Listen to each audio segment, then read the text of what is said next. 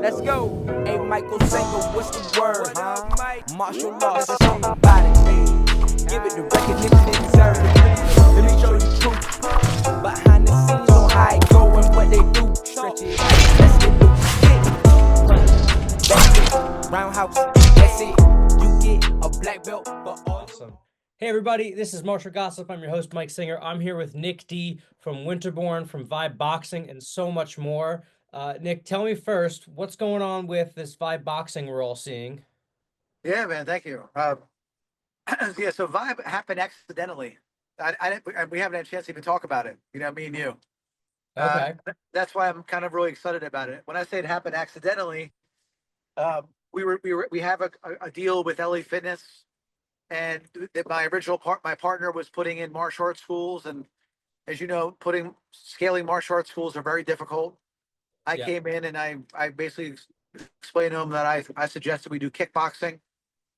We started looking at working with some other people, and adding a boxing franchise or a boxing model or a kickboxing model. And I thought we were look good to go. And the person we were talking to at the last minute, um, me and him were on a different page as far as the numbers that we agreed to. And I just know what I told him, and I just said I don't care. Like, I'm not going into a relationship with that. So I just said fuck it. Like, I just said, and it was my wife actually. She said that guy's vibes off, and everyone I was talking to was like, his vibes off, his vibes off. And then my wife was like, that's it. I'm like, what's it? She goes, vibe. And I honestly have to credit my wife. And then that was Yeah. how it began. That's how we came up with the concept and the name. And I know you have Rumble. I love Rumble. I don't want to do kicking. I think that a lot of people look like, when I see people doing pump kicks and classes, I think a lot of them in those fitness classes, I think they look not good. And I see that. So Well, I think the kickboxing industry as a whole has taken a huge hit in the last 5 years. And I think sort of the fad of it, the interest of it peaked and it's sort of on a decline. And when we're looking at concepts, the easier something's to do, the better, and easier to replicate. If I don't have to take my shoes off, if I don't have to learn extra things, if I don't have to learn the safeties of taking a class, if I can just go in as a complete beginner and enjoy myself, it's a much better experience and it's more duplicatable. I 100% agree with you. Yeah, 100% agree. That's why I went towards that model. yeah, I'm on the way now to one of the gyms we're opening. It's in Philadelphia. It's called Fusion Gyms. Check it out. This guy is like taking yeah. over. Yeah, like his gyms are pretty much some of the best gyms in the world. So we're opening there in January, probably the second or third week of January. I'm heading up there now to meet with our the people and the team and stuff. Fusion definitely looks like a destination gym. Like you would travel an extra 30 minutes to go there. It looks like a very high end. You could definitely they put a ton into their brand, into their awareness and their culture. It's a very cool gym. I haven't been there, but I've looked them up and I'm following them on Instagram. And they got some cool things happening. They really do. Yeah. They really do. So I'm So excited about that. yeah, you have a lot going on. You got a lot of companies that you're working Yep. with and own. Um, Trust, I think, is probably the number one issue our industry has. And when I'm talking about our industry, I'm talking about the martial arts industry. Yep. How do you build trust with clients to let them know, hey, I'm doing all these things, we got all these things happening, but don't worry, we're going to be taking care of you. If you're a Winterborn client, your ads are going to be all right. If you're looking to open up a Vibe or get involved with my manager, like I'm going to have the time to take care of these things. Yeah, that's a great question. I mean, that's a really easy to. Well, the thing is like, I think from my experience of so many years now, like between Champions Way, Perella, all the stuff we did, I got to really get a lot of experience a lot of people never had, like in our industry. And I'm just being real. Like, very few people have been with AmeriKick. Like, I was a franchisor with them. Moved on to Champions Way, and then to everything we do at Perella Consulting. I love kickboxing.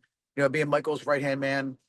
So I have a lot of experience, and like the thing I've gotten from a lot of these leaders, I've gotten the good and the bad. I mean, listen, there's been great things from all of them. There's been some not so great things from all of them. But the thing that I'm doing differently with this is that I'm not doing anything myself. Like, my manager, I'm very fortunate. Clinton O, who has 80 locations, like, I have a very simple role. It's Nick, bring brand awareness. So, and he watched me from what I did before. So I'm not doing support. I'm not doing onboarding. Other than saying, yeah, I'm using this for Vibe and here's how I'm using it. And this is why you should use it. That's kind of like my role for my manager. And Clinton is just, this is the year that people are going to hear about Clinton O and my manager. Last year we launched, had a lot of problems, just like any software. But Clinton didn't need money. Clinton wasn't in dire straits of, he didn't need clients. So Yeah. now here we are again, version 2's ready to roll out. You'll be hopefully you'll be at the event. I feel very confident with it. And like, even my role with it, like I did a lot, I bring awareness and I tell people like why they should use it. And I definitely have lost trust factors and with all the software companies I've tried to run. I mean, some Studio Boss, I failed twice, Champions Way, whatever. That was really good. But my manager struggled in the beginning, but I feel really strongly about it now. So with my manager, other than bringing awareness and exposure, I'm not doing support. I'm not training developers. I'm not, managing anyone. So Yeah. that's number one. Winterborn, I mean, the website, I have a full team that makes websites. That's really what they are. And then we use Go High Level. We call it Engage, which most people use in the industry. And by the way, Yeah. we were the first people in the martial arts industry using Go High Level. That was a fact. Like we were the first ones to use it. And we actually had non-competes with it. This is how original we were. We had non-competes with people in the martial arts industry that couldn't use it unless they talked to me. That's a fact. So you want to talk about rumors and whatever. Some of the people would, they probably have selective memory, but in order to use it, they had to call me. One of them is one of your good friends. I don't think we need to mention his name.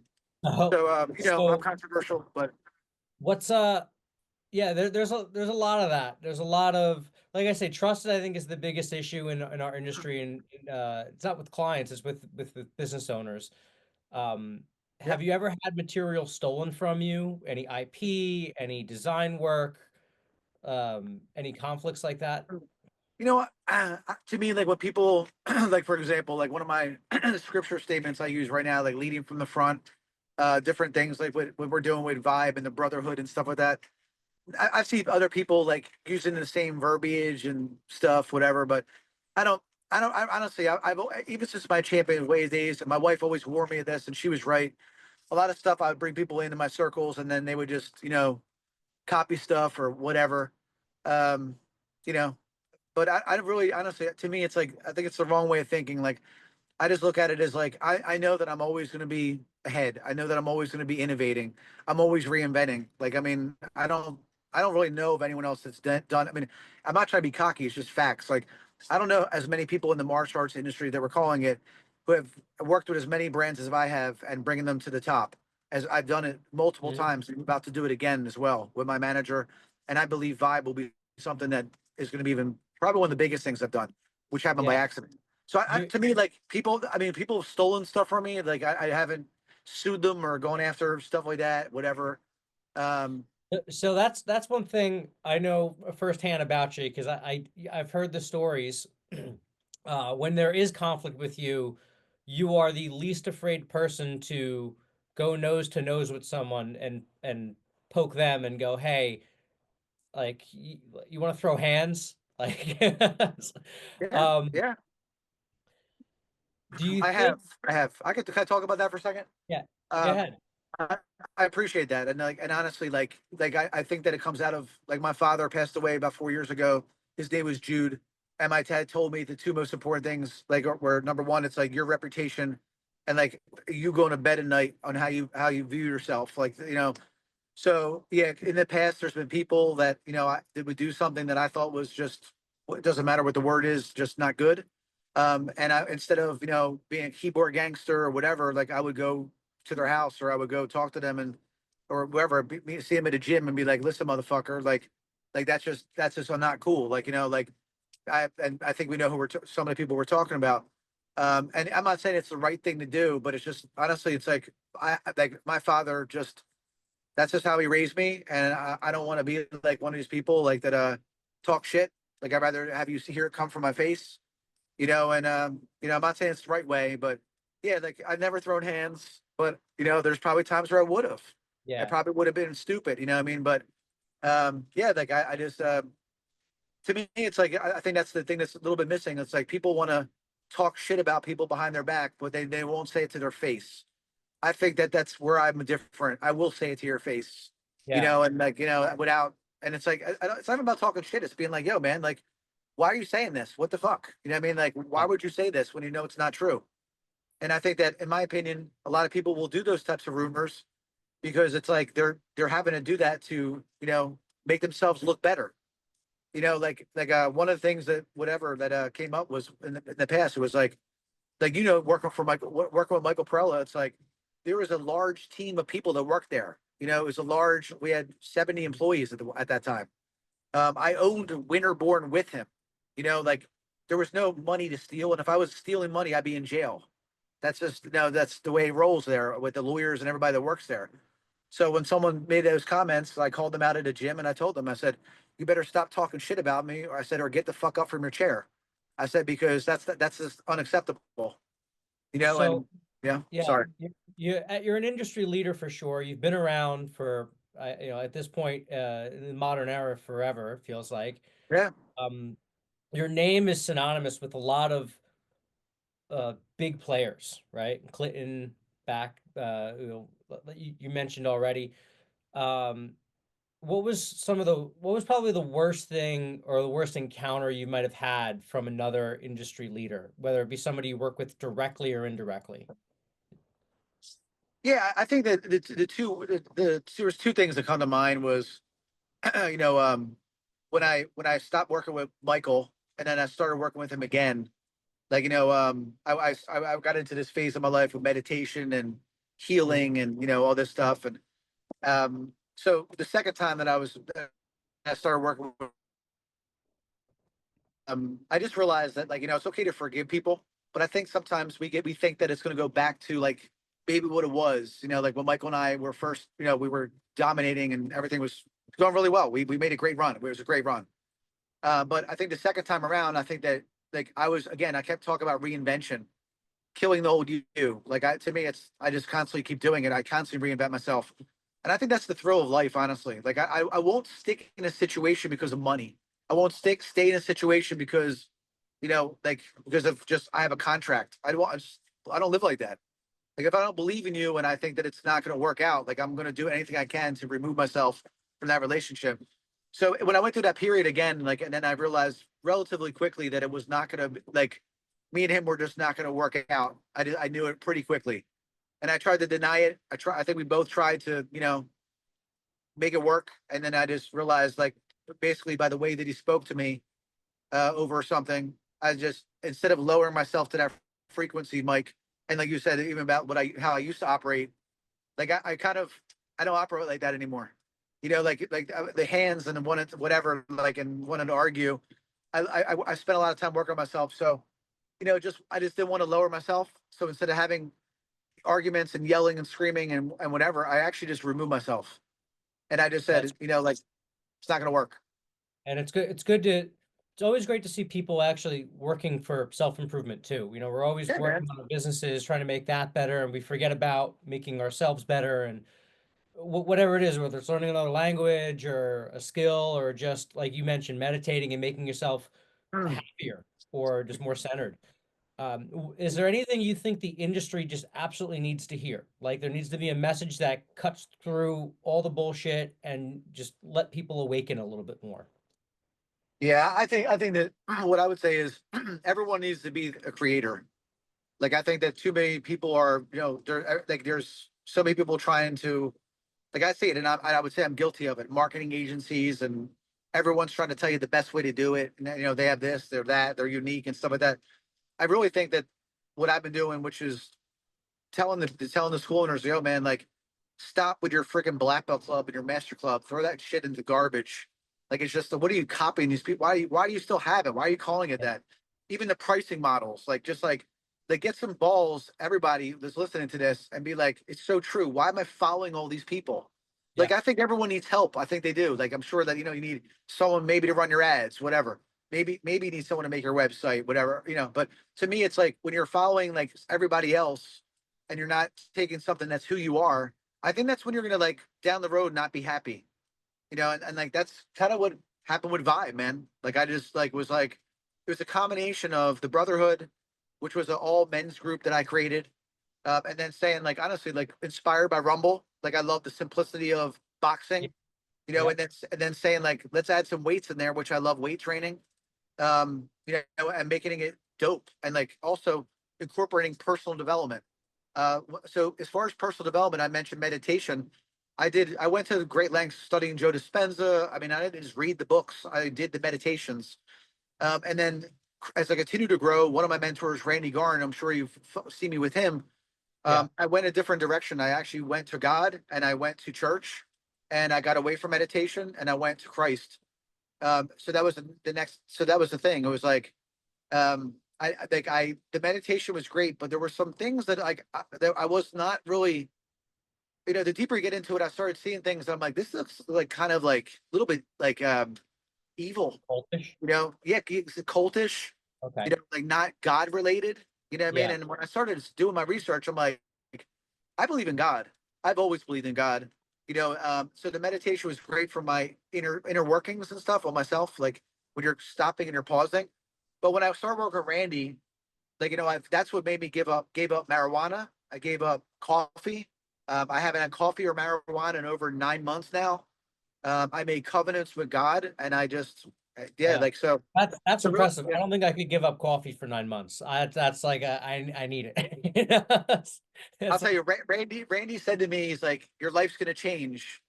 And he said when he said this 9 months ago when I was baptized, because I went to Utah and I was baptized by Randy. And that was a personal choice I decided to do. But when I went there, he told me what life was going to change. But the thing is, I didn't do it. I didn't say that I'm doing this so my life changes.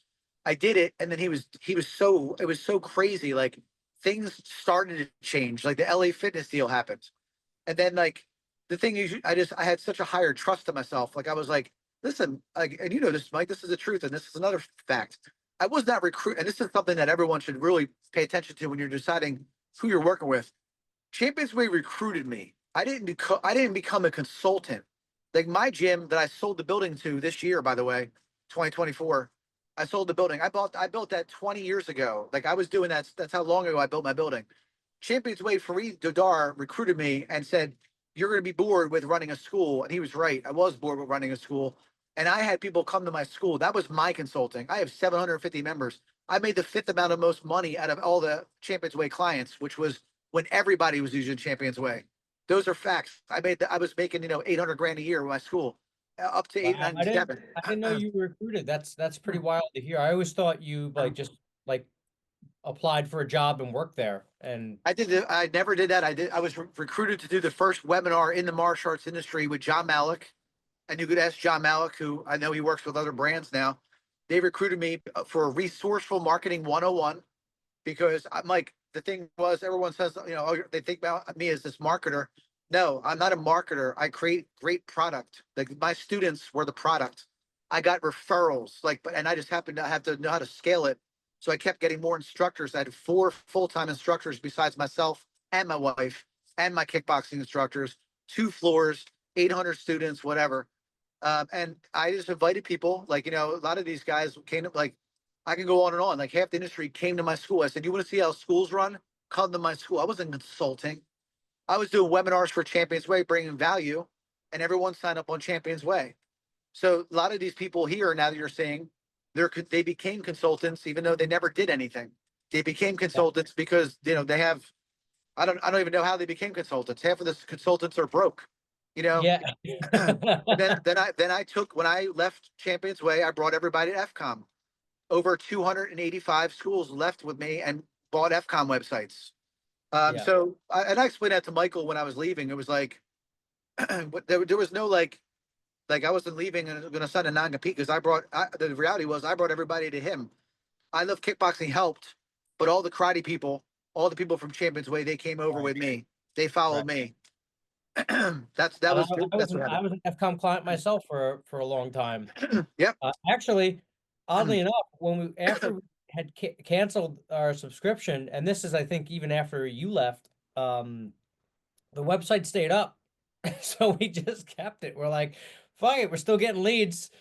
We're not paying for service at this point, but I guess we own the site, so I'm like, just keep it going. So we just didn't pay for a website for like a year. Um, the Wow. the Brotherhood, did the name for this sort of come out of comics or the new relationship with God, or just how did that come about? So when I was working with Randy on my manager, Randy's on our board for my manager, and he's the one that connected us with Dean Graziosi and Tony Robbins and lots of other like I did a lot of work with Dean and Tony this year. I was the only affiliate in the fitness space that worked with Dean and Tony. That was because of Randy and his relationship. He's on the board with Tony Robbins, and he's very good friends with Dean Graziosi. So what happened was when I started working with Randy, like I just watched the way he conducts himself and how much money he has and how successful he's been and how he's the polar opposite, Mike, of everybody else we know that is all about Lamborghinis and cars and houses and mansions. And like Randy has a very modest house. He's got several millions of dollars. His family's phenomenal. He's got better connections than anybody. I go to his kids' flag football games because he's my friend. I would literally, I mean, I love Randy. And so when I just knew that this is a guy that like has been with me for 10 years now and always kept sending me things from God and like scriptures and like never gave up on me, always trying to get me to a church, like just never gave up on me. So I eventually I went to him. He didn't come to me. I said, it's time, man. And then I had to do some studying with his friends and some other of his colleagues and the people of the church, the LDS church. And then what happened was basically, I decided I went to church. I looked more to religion because there's a lot of people say, Nick, you're a Mormon now. I'm not a Mormon. I'm a Christian. I'm a member of the Latter Day Saints Church. A Mormon is a different religion. I'm not a Mormon. So Okay. I'm a Christian. Uh, I'm a member of the Latter Day Saints Church. A Mormon is someone that can have multiple marriages and stuff and multiple wives. That's not what we do. That's so it's just because we go by the Book of Mormon does not mean that that we follow, like we're not Mormons. So, Yeah. but they also believe in God and the Bible and whatever. And so I went to church and it was like Mike, it was the opposite of what I've expected. Like you hear all this thing about being a cult, and I'm sure it's kind of like a cult. Honestly, everything that has a culture is a cult. But it was normal people like me and you. It wasn't some guy in a cloak. It wasn't some priest that was 80 that was Well, talking to children. And in uh in my early 20s, I did sort of this very similar soul searching, tried to find the right church. I went to Catholic school for years, and me too. yeah, I was grew up Catholic, have a Jewish dad. Oh Uh, wow, I didn't know and that. I thought he was yeah, Jewish. yeah. And I met an Anglican priest, and I asked him, I'm like, I'm trying to figure out where the right place is for me, and like what church is right, like who's got it right. That was what I was really into. I wanted to know like just where do I go? Like who's wrong, who's right? And he said something that stuck with me forever. I'll never forget it. He goes, you're completely off. It's you need to figure out where God wants you to be. And if God wants you to be in this church or that church, doesn't mean it's right or wrong, but it's right for you, and that's where you're going to be happy, and that's where you're going to build your relationship and your connections. And that's the most important thing is your relationship with God. So I think that's amazing. Last question I have for you Wait, is let me finish. Though. Let me oh, finish. yeah, go So ahead. what happened was that when I got baptized, I had Chad Lewis, who played for the Eagles. I had Bronson Kafusi, who played for the Ravens. I had all these people at my baptism. Justin Prince, who's an amazing, like, he's a multi-level marketer, like one of the best in the world. There were so many amazing people there at my baptism. And after it was over, like, there was a party for me. And, like, one of Russell Brunson's partners was there. Like, it was at this house. And all these people, they were just like, it was the most weird thing because I come from Philly. So they were like, Nick, what can we do to help you with my manager? What can we know that you have my manager? What can we do to help you? What can we do? What can we do? And it was like, I was so used to like, whenever someone would help me, waiting for the favor they need from me. You know what I Yeah, mean? So the word that Randy used was, he's like, welcome to the brotherhood. And I said to myself, I was just like, oh my God, everybody needs this. Everybody. So then I started talking about the word, the brotherhood. Then I started on the plane ride home. I started talking about like these covenants I made, and I created up these new scripture statements. Lead from the front, which was I want to be the example, which was my second scripture statement, and then it was also staying ahead, which I know I've always been ahead in the industry, even people when they thought that I was behind. They didn't know what was going on behind the scenes. I was always ahead. And then the next one is no entitlement. Those are my scripture statements. And that's what we live by in the brotherhood. And then it's an accountability and implementation club. So I've taken the brotherhood and I've put it into Vibe. So the regular memberships are regular memberships. So when I said I implemented personal development, all of the Vibe classes have a theme that relates to frequency and vibration of the individual. So all the classes, it's not a major piece of it, but when all the classes are the same, and that night when they go home, they get an email and a text message that reiterates what we talk about for their frequency. So I know like I'm really big into mental health. I have had trauma myself. I've had to deal with it. I've used it. I understand like, and I think that's why I think that I'm going to be a great. This will be great for me to help the humanity. That's the way I'm looking at this because everyone's going through trauma.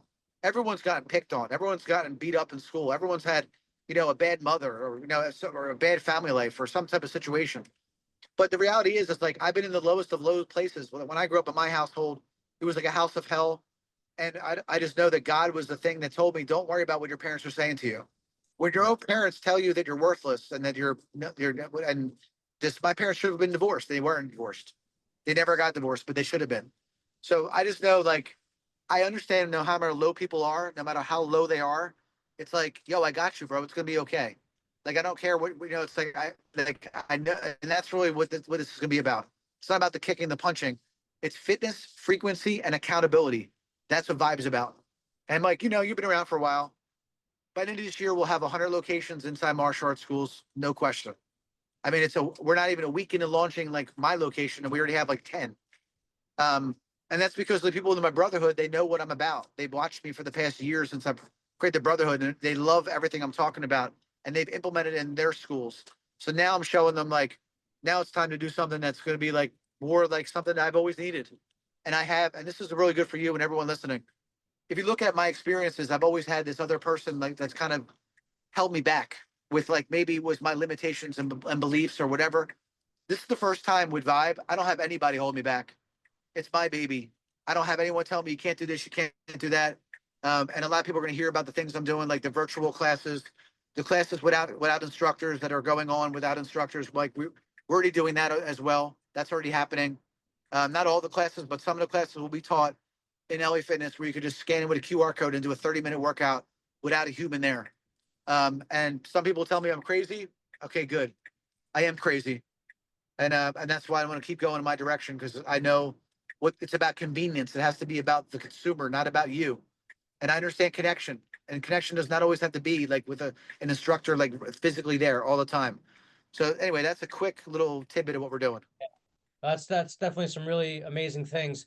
Definitely going to want you back next year for a follow-up on it all. 100%, man. We'll be seeing you Yes. very soon at the Elevate Business Summit at the I'm so end glad you're of coming, bro. January. So glad you're coming. Of course, we'll be there. And thank you very much for coming on to the Martial Gossip. I think our listeners are going to really have a great time hearing some wild things from you. Thanks so much, Mike.